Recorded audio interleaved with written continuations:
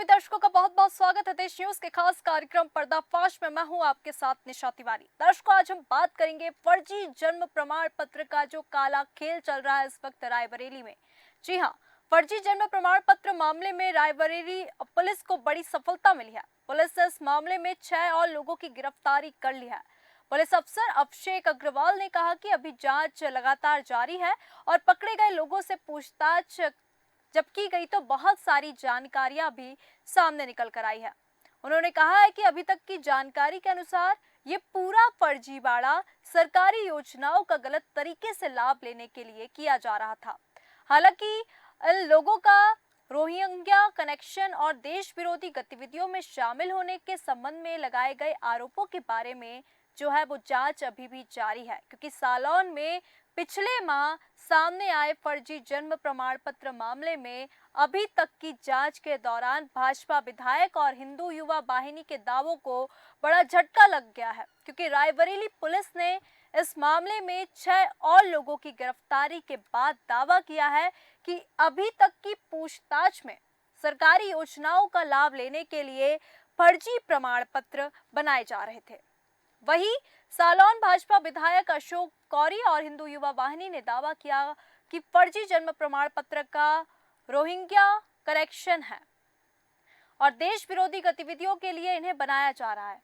SP Raebareli अभिषेक अग्रवाल के मुताबिक ATS Banaras, Gorakhpur, Moradabad, Lucknow, Bahraich और प्रयागराज की फील्ड यूनिट ने भौतिक एवं इलेक्ट्रॉनिक माध्यम से गहन जांच के बाद 6 लोगों को गिरफ्तार किया है। गिरफ्तारी के संबंध में एसपी अभिषेक अग्रवाल ने जानकारी देते हुए बताया है कि सोनभद्र से गोविंद केसरी, संत कबीर नगर से आकाश कसोधन, गोरखपुर से सलमान अली, कुशीनगर से संजीव सिंह, प्रतापगढ़ से वैभव और मुरादाबाद से शाहनवाज को गिरफ्तार किया है। एसपी अभिषेक अग्रवाल ने बताया कि ये सभी लोग सालौन के सीएससी संचालक जिशॉन के साथ व्हाट्सएप ग्रुप पर जुड़कर ऐसे लोगों की जानकारी साझा करते थे जिन्हें सरकारी योजनाओं या आधार कार्ड में संशोधन के लिए जन्म या मृत्यु प्रमाण पत्र बनवाना होता है। जिशॉन ऐसे लोगों का प्रमाण पत्र ग्राम विकास अधिकारी की आईडी पासवर्ड का इस्तेमाल कर निर्गत कर देता था। इसके अतिरिक्त ये लोग इंटरनेट पर पड़ी हुई कुछ ऐसी साइट्स के माध्यम से भी प्रमाण पत्र बना देते थे जो देखने में एकदम असली लगेगी, मतलब आप उसको देखकर पहचान ही नहीं पाएंगे कि ये नकली प्रमाण पत्र है। एसपी ने इन साइट्स की जानकारी देते हुए बताया कि crss.org.gov व www.worknet.com और www.worknet.com से QR कोड का इस्तेमाल कर ये लोग देखने में असली जैसा प्रमाण पत्र बनाकर दे देते थे। उन्होंने ये भी बताया कि ये सभी लोग सरकारी योजनाओं का लाभ लेने वालों को प्रमाण पत्र अधिक पैसे लेकर तुरंत निकाल देते थे, जबकि असली बनवाने में पूरी प्रोसेस में काफी समय लगता है। हम बता दें कि पिछले माह सालौन में फर्जी जन्म प्रमाण पत्र बनाए जाने के मामले में सीएससी संचालक जिशॉन खान व ग्राम विकास अधिकारी समेत 4 लोगों को गिरफ्तार किया गया था। इन लोगों ने 19,000 से अधिक फर्जी प्रमाण पत्र बनाए। इसी मामले में 6 अन्य लोगों को गिरफ्तार किया गया है। आइए जानते हैं एसपी का क्या कुछ कहना है।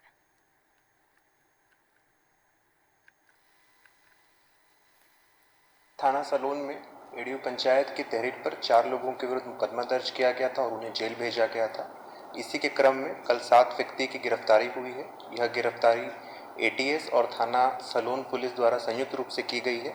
जिन अभियुक्तों को गिरफ्तार किया गया है उनका नाम सतीश कुमार निवासी महाराजगंज, धीरज निवासी प्रयागराज, नीरज निवासी शाहजहाँपुर, आरिफ अली मुरादाबाद, शाहनवाज बलिया, कुलदीप सिंह बहराइच। इन 7 व्यक्तियों को कल गिरफ्तार करके न्यायिक अभिरक्षा में भेजा गया है। इनके पास से मोबाइल और लैपटॉप है वो बरामद किया गया है। सभी अभियुक्तों ने पूछताछ में यही बात बताई है कि उनका एक व्हाट्सएप ग्रुप बना हुआ था और जिन व्यक्तियों को भी फर्जी जन्म प्रमाण पत्र या मृत्यु प्रमाण पत्र की आवश्यकता रहती थी। हमारे साथ हम इस विषय पर और अधिक चर्चा करेंगे। हमारे साथ संवाददाता बलवंत कुमार जी, हमारे साथ जितेंद्र यादव अधिवक्ता, हमारे साथ अखिल दीक्षित बीजेपी नेता उपस्थित इस वक्त। आप तीनों का बहुत बहुत स्वागत है हमारे खास कार्यक्रम पर्दाफाश में। ये जो पूरा मामला सामने आ रहा है रायबरेली से, जहाँ पे फर्जी तरीके से जन्म प्रमाण पत्र और मृत्यु प्रमाण पत्र बनाया जा रहा है, इसको लेके सबसे पहले मैं प्रतिक्रिया जानूंगी हमारे संवाददाता बलवंत जी की। बलवंत जी। जी, आपको बता दूँ कि ये पूरा मामला सलोन कस्बे का है, जहाँ पर जीशान जो एक सीएससी संचालक था और वो वीडियो की आईडी से आईडी पासवर्ड लेकर वो फर्जी जन्म प्रमाण पत्र बनाता था जी और अब तक पुलिस ने उस पर गिरफ्तारी कर जेल भी भेज दिया है। जी जी जी जी बलवंत जी। जी, हमारे साथ अधिवक्ता जितेंद्र यादव जी हैं। जितेंद्र यादव जी, आपका बहुत बहुत स्वागत है। जितेंद्र जी, ये जो पूरा मामला सामने आ रहा है इस वक्त रायबरेली से, जहां पर फर्जी जन्म प्रमाण पत्र बनाया जा रहा है, तो मेरा आपसे प्रश्न यह है कि फर्जी जन्म प्रमाण पत्र बनाने और उपयोग करने के तहत कौन कौन से कानून लागू होते हैं और इनका अगर कोई उल्लंघन करता है तो उसके पीछे क्या क्या सजा हो सकती है? जितेंद्र जी। देखिए, जो मामला सलोन तहसील से प्रकाश में आया है, इस मामले में इससे पहले भी यहाँ पर फर्जी जनपद जन प्रापत बनाया जाता है। लेकिन इसमें क्या हुआ कि इस मामले में अधिकारी के द्वारा अपना पासवर्ड और लॉगिन आईडी एक प्राइवेट सीएससी सेंटर को देते हैं। इसके तहत धड़ल्ले से जिले से बाहर के यहाँ तक पता चल रहा है कि प्रदेश के बाहर के लोगों का जन्म प्रमाण पत्र यहाँ से जारी कर दिया गया। जी इसके तहत जिन लोगों ने ये जारी किया है उनके तहत पहले की धारा 420 लेकिन वर्तमान समय में भारतीय न्याय संहिता आ जाने से ये धारा 316 में परिवर्तित कर दी गई है। नियम और कानून और सजा पुराने ही तरह हैं। सरकार के द्वारा केवल धाराओं में बदलाव किया गया है। जैसे सजा का प्रावधान पहले था वैसे ही सजा का प्रावधान अब भी है। लेकिन सरकार अधिकारियों पर उस तरीके से कड़ी कार्रवाई नहीं करती है। बिल्कुल। अपने संबंधित जो पंचायत अधिकारी का मामला है, इस मामले में 19,000 20,000 जारी कर दिए गए और सरकार को पता चला है। इससे पहले ये ग्राम विकास अधिकारी कितने लोगों को प्रमाण पत्र जारी कर चुका होगा, इसका कोई डाटा इसके पास नहीं है। बिल्कुल बिल्कुल। लेखपाल हो गए, ग्राम पंचायत अधिकारी हो गए, ये सब क्या करते हैं, अपनी आईडी अपने पासवर्ड जो है अपने प्राइवेट लोग रखते हैं, उनको जारी कर देते हैं और वो फर्जी प्रमाण पत्र जारी कर करके पैसा कमाते हैं। उनमें से अधिकारियों का भी हिस्सा होता है। अगर एक प्रमाण पत्र के पीछे हजार हजार रुपए भी लिए होंगे, समझ लीजिए कि 19,000 प्रमाण पत्र बनाने में करोड़ों का घोटाला। बिल्कुल। जी जितेंद्र जी, आपने सही कहा, क्योंकि ये कोई पहला मामला नहीं है। सालाउन से इससे पहले भी मामला सामने आ चुका है। तो यहाँ पे देखें तो प्रमाण पत्र का जो काला खेल है वो इस वक्त धड़ल्ले से चल रहा है, जहाँ पर क्योंकि जन्म और मृत्यु प्रमाण पत्र बनाने के लिए एक पूरी प्रोसेस होती है, लेकिन यहाँ पर तुरंत निकाल दिया जाता है और उसके बदले अच्छी खासी मोटी रकम ली जाती है। हमारे साथ वरिष्ठ पत्रकार अनुभव शुक्ला जी हैं। अनुभव जी, आपका बहुत बहुत स्वागत है।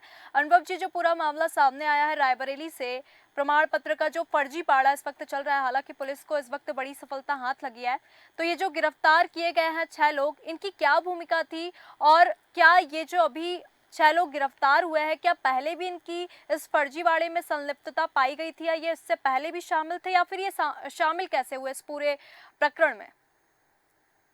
जी, मैं बताना चाहूँगा कि ये बहुत ही गंभीर मामला है बिल्कुल। और यह गोरा धंधा काफ़ी दिनों से फल-फूल रहा था और अगर बात करें तो लगभग पिछले 2 वर्षों से यह फर्जीवाड़ा धंधा चल रहा है और इसमें गोरखपुर, फिरोजाबाद, फैजाबाद से लेकर प्रतापगढ़ और बुलंदशहर तक ये नेटवर्क फैला हुआ है और देखा जाए तो जो मुख्य आरोपी जीशान है, उसने एक व्हाट्सएप ग्रुप संचालित किया था बिल्कुल। और उस ग्रुप में फर्जी जन्म प्रमाण पत्र या फिर मृत्यु प्रमाण पत्र जो भी अन्य प्रमाण पत्र होते हैं उनको बनवाने के लिए इन्होंने कमीशन का लालच दिया और लालच देने के बाद जो है उसी तरीके से लोग जुड़ते चले गए और जिन जिन जिलों में जन सुविधा केंद्र संचालक थे उन लोगों ने इस आईडी के इस्तेमाल करके काफी लाभ उठाए। इसमें ग्राम विकास अधिकारी है विजय यादव, ये सलोन तहसील ब्लॉक में तैनाती है और यहाँ से बैठ करके देखा जाए तो उत्तर प्रदेश की नहीं बल्कि गैर प्रांतों के भी लोगों को जन्म प्रमाण पत्र जारी किया। और अगर कहा जाए तो पुलिसिया स्थिति इसमें कह रही है कि इसमें बांग्लादेशियों का हाथ नहीं है, गैर प्रांतों का हाथ नहीं है। तो जिस तरह से यहाँ पर शुरू में बांग्लादेश के एक जेल में बंद एक अपराधी ने बेल के लिए अप्लाई किया था, तो न्यायालय के आदेश पर यहाँ जब कर्नाटक पुलिस सलोन पे आती है, सलोन में फर्जीवाड़े खुलासा होता है, यहाँ पर कोई प्रूफ नहीं मिलता है और जाते जाते कर्नाटक पुलिस ने एटीएस को पूरे मामले की जानकारी दे दिया। एनआईए और एटीएस की टीम में छापेमारी के बाद इस पूरे मामले खुलासा हुआ और लेकिन सलोन पुलिस लगातार भीड़ अपराधों में सम्मिलित होने के बाद आरोपियों को एक सत्यान में फैलान कर अपने अनभिज्ञता का परिचय दिया है। तो कहा जा सकता है कि पुलिस लगातार रायबरेली पर्दा डालने लगी हुई है, किंतु एटीएस खुलासा करने के लिए ताबड़तोड़ छापेमारी कर रही है। खैर बिल्कुल। जीसान के 4 मकान व अवैध संपत्ति जो है इसमें बरामद हुई, जिसमें से 4 मकान चिन्हित है। एलआईयू जो एंटी लोकल जो विभाग है वो लगातार इसमें पूरी से छापेमारी करके पूरी जानकारी दे रही है और इनकी जो भी अवैध संपत्ति है उसको पूरी तरह से स्तर पर रिपोर्टिंग कर रही है। जी बिल्कुल, बिल्कुल अनुभव जी, आपने सही कहा, क्योंकि ना केवल ये हम रायबरेली की बात करें, अगर एटीएस की छापेमारी हो तो ये जो फर्जीवाड़े का खेल है प्रमाण पत्र बनाने का, ये काफी तेजी से, ये जो काला धंधा हम बोल सकते हैं, ये तेजी से चल रहा है। हमारे साथ सत्येश गौतम जी है, समाजवादी पार्टी से, आपका बहुत बहुत स्वागत है। सत्येश, ये जो पूरा मामला सामने आया है रायबरेली के सोलन से, जहाँ पे जन्म और मृत्यु प्रमाण पत्र का जो फर्जीवाड़ा है वो धड़ल्ले से चल रहा है, इस पूरे मामले को लेकर आपकी क्या प्रतिक्रिया है सत्येश जी? हाँ मैडम, देखिए मेरा जो आपने जो बताया है और जो मैंने सुना है, जी देखने को जो मिला है, प्रशासन द्वारा जो कार्रवाई की गई है बहुत ही सराहनीय है। और ऐसे कार्रवाई अगर होती रही है तो जो अपराधी हैं उस पर रोक लग सकती है, क्योंकि आज अगर प्रशासन सख्त है तो निश्चित तौर पर अपराधियों को डर पैदा रहता है कि अगर ऐसा कार्रवाई होती है तो इससे कहीं ना कहीं लोगों को डर बना रहता है। और आज जो फर्जीवाड़ा जो हुआ है रायबरेली के सलोन में, इससे कहीं ना कहीं बहुत तार जुड़े हुए थे और जो प्रशासन के अधिकारी थे, जो पंचायत सेक्रेटरी जो थे, उनका जो संलिप्तता पाई गई, उनके ऊपर कार्रवाई की गई, उन्हें अरेस्ट किया गया। ये बहुत ही महत्वपूर्ण पद पे बैठे लोग अगर इस तरह के कार्य करेंगे तो आम जनमानस का क्या होगा। बिल्कुल। आज गरीब, शोषित, वंचित, पीड़ित ऐसी व्यक्ति के पास तो 2 पैसे का लालच दे करके तुम काम करा लेते हैं, परंतु अगर ऐसा आप सही मायने में काम करते हैं तो 2% करते हैं, और आप आपराधिक तंत्र में जुड़ करके काम करते तो आप 100 में 100% दे देते हैं, 100% काम कर देते हैं। बिना पैसे के, बिना लालच के काम करने वाले अधिकारी बहुत कम मिलते हैं। और ये आज अगर प्रशासन ने जो रायबरेली के शासन प्रशासन द्वारा जो कार्रवाई हुई है ये बहुत ही सराहनीय है। और रायबरेली एसपी जो भी उचित कार्रवाई किए हैं, बहुत ही सराहनीय कार्य किए हैं। बिल्कुल, हमारे साथ अखिल दीक्षित बीजेपी से इस वक्त है। अखिल जी, आपका बहुत बहुत स्वागत है। अखिल जी, मैं आपसे भी आपकी प्रतिक्रिया जानना चाहूंगी इस पूरे मामले में, क्योंकि रायबरेली से इस वक्त ये जो बड़ा फर्जीवाड़ा हुआ है, जो कि जन्म और मृत्यु प्रमाण पत्र, जो कि हर एक समाज में जो भी इंसान रहता है उसके लिए जन्म प्रमाण पत्र और मृत्यु प्रमाण पत्र बहुत जरूरी होता है। तो जन्म मृत्यु प्रमाण पत्र का इस तरीके से ये जो फर्जीवाड़ा चल रहा था रायबरेली के सोलन में, इसको लेकर आपकी क्या प्रतिक्रिया है पूरे मामले को लेकर?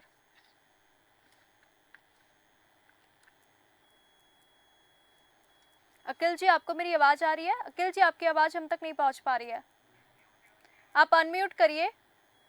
अखिल जी, आप अनम्यूट करिए।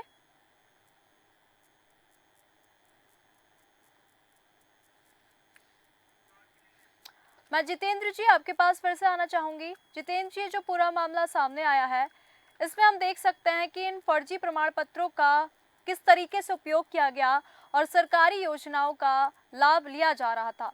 तो फर्जी जन्म प्रमाण पत्र बनाने और उपयोग करने के तहत ये जो पूरा मामला है ये सामने आया है। हालांकि इस पे लगातार जो पुलिस है वो छापेमारी भी कर रही है। इस पूरे मामले में एक शब्द आया, रोहिंग्या कनेक्शन। अगर रोहिंग्या कनेक्शन और देश विरोधी गतिविधियों के आरोप अगर सिद्ध हो जाते हैं तो इसके लिए क्या क्या कानून है और क्या कानूनी परिणाम हो सकते हैं? ये फर्जी प्रमाण पत्र बनाए गए हैं और ये बहुत बड़ी संख्या में बनाए गए जी। इसका मतलब ये निकलता है कि बनाए गए हैं जो लोग उन्हें जबरदस्ती रायबरेली जिले का निवासी बनाने के लिए तैयारी किए गए हैं। ये रोहिंग्या कनेक्शन है या कोई एक पार्टी राजनीति करके अपना वोट बैंक बढ़ाने के लिए जिले में अपने वोट बैंक का शेयर बढ़ाने के लिए प्रमाण पत्र जारी कर रही है, ये तो सरकार की जांच का विषय है। लेकिन मामला बहुत ही गंभीर है। जो फर्जी तरीके के बनाए गए प्रमाण पत्र जिले में बड़ी मात्रा में वोटों करने का जितेंद्र जी, मेरा बिल्कुल जितेंद्र जी, यहाँ पर मेरा आपसे अंतिम प्रश्न है, क्योंकि आप अधिवक्ता हैं और इंटरनेट और क्यूआर कोड जैसी तकनीकों का उपयोग करके, क्योंकि यहाँ पे सबसे ज्यादा अगर देखा जाए तो एक व्हाट्सएप ग्रुप बनाया गया और इंटरनेट और क्यूआर कोड का भी प्रयोग करके जो तकनीकी है उनका दुरुपयोग किया गया। अगर जो भी व्यक्ति इस तरीके के कार्य करता है तो उनके लिए कौन कौन सी कानूनी धाराएं लागू हो सकती हैं? जितेंद्र जी,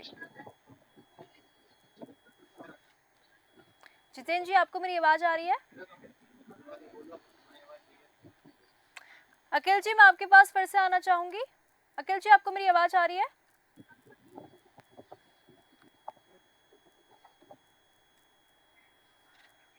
अनुभव जी, मैं आपके पास फिर से आना चाहूंगी।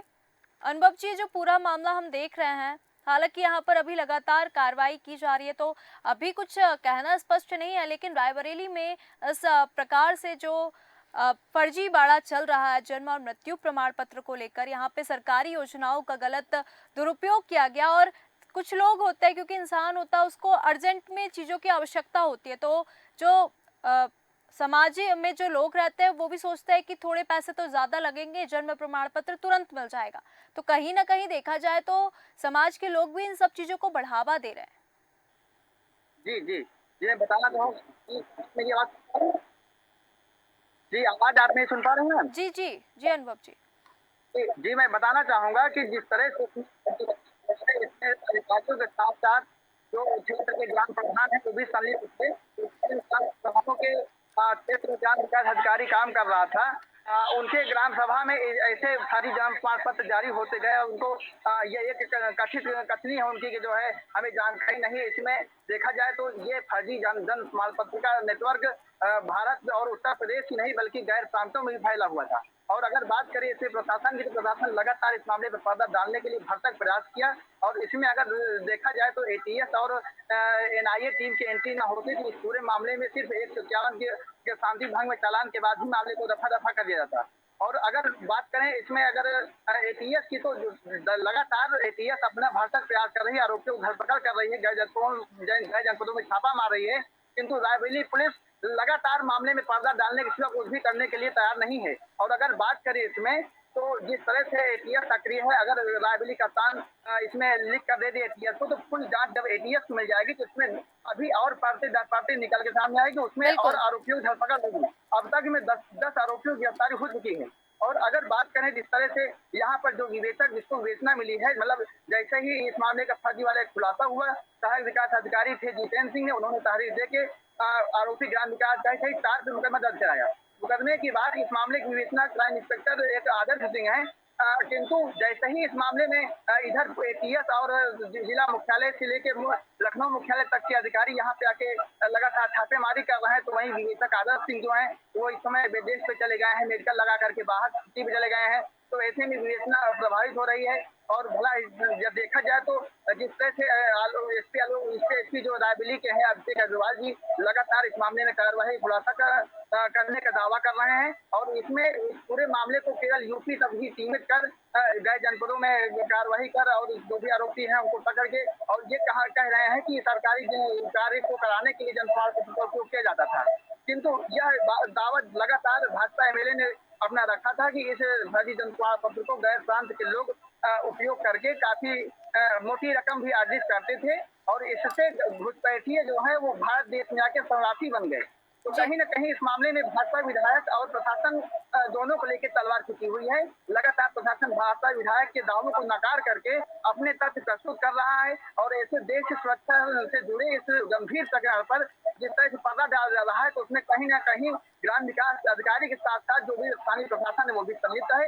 इस पूरे मामले की एक एटीएस के साथ साथ एनआईए को भी जांच सौंप करके गहनता से जांच करानी चाहिए। और देखा जाए तो भाजपा विधायक और भाजपा के एक वरिष्ठ नेता अजय अग्रवाल है, जो कि 2019 में लोकसभा चुनाव के सांसद प्रत्याशी भी रह चुके हैं। उन्होंने गृह मंत्री अमित शाह से मिलकर पूरी मुद्दे को रखा है, और उन्होंने मांग किया है कि इस मामले की जांच सीबीआई तक से कराई जाए, जिससे मामले के तथ्य उपलब्ध हो सके।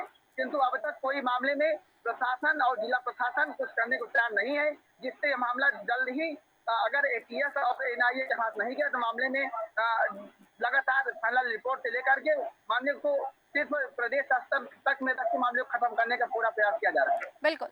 बहुत बहुत धन्यवाद अनुभव जी हमारे साथ जुड़ने के लिए और तमाम जानकारी इस मुद्दे पे साझा करने के लिए। हमारे साथ सतीश गौतम जी थे समाजवादी पार्टी से, आपका भी बहुत बहुत धन्यवाद। हमारे साथ हमारे संवाददाता बलवंत कुमार जी, आपका भी बहुत बहुत धन्यवाद। और जितेंद्र जी, आपका भी बहुत बहुत धन्यवाद। तो दर्शकों, फर्जी प्रमाण पत्र का इस वक्त बड़ा खेल चल रहा है। 19,000 फर्जी प्रमाण पत्र बनाए गए। वीडियो की लॉगिन आईडी से ये जो पूरा खेल था ये चल रहा था, क्योंकि हजारों फर्जी जन्म प्रमाण पत्र तैयार किए गए। फर्जी जन्म प्रमाण पत्र के खेल का जो है इस वक्त पर्दाफाश हो चुका है, क्योंकि फर्जी डिग्री का ये जो काला कारोबार था ये धड़ल्ले से चल रहा था। ये पूरा मामला रायबरेली से सामने आया था। फर्जी जन्म प्रमाण पत्र का पर्दाफाश में फिलहाल इतना ही। बने रहिए देश न्यूज के साथ। नमस्कार।